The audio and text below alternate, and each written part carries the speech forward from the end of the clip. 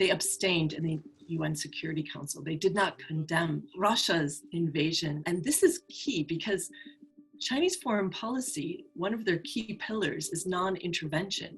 So changing borders through force is anathema to the Chinese Communist Party. So the fact that they were able to try to overlook this speaks volumes about the type of relationship between Russia and China. Some analysts try to spin it as a positive thing, but I don't think it's a positive thing whatsoever, because this really goes against the tradition. They use the same language as Russia does.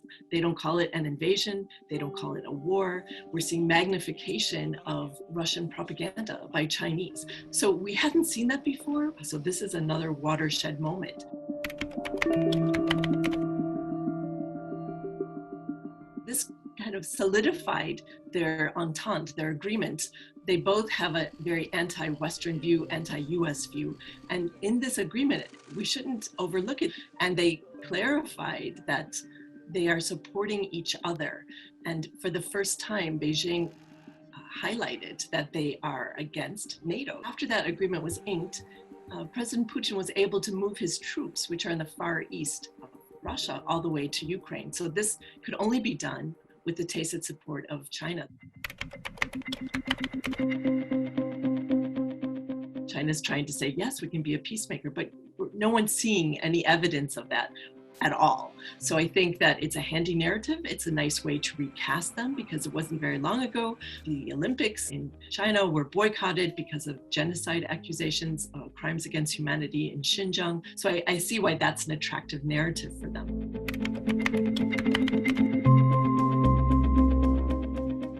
They see that there's a danger here because trade with Russia is about 147 billion. Trade with Europe is about 650 billion. So it's more important to them, their European markets. They don't want to lose the support of the Europeans. And also trade with the US, it's a huge market for China as well. So they have to walk kind of a diplomatic tightrope with supporting Putin, because they have these common interests where they overlap, and they both have this anti-Western narrative, and they like to undermine the US together. They had perhaps expected a quick lightning speed event in Ukraine, similar to what happened in 2014, but it's a country of 41 million people. It's likely to be long and protracted, and they will have to worry about getting dragged into this narrative of condoning or being complicit with the invasion of a country that was unprovoked. So I think that this is a danger for China.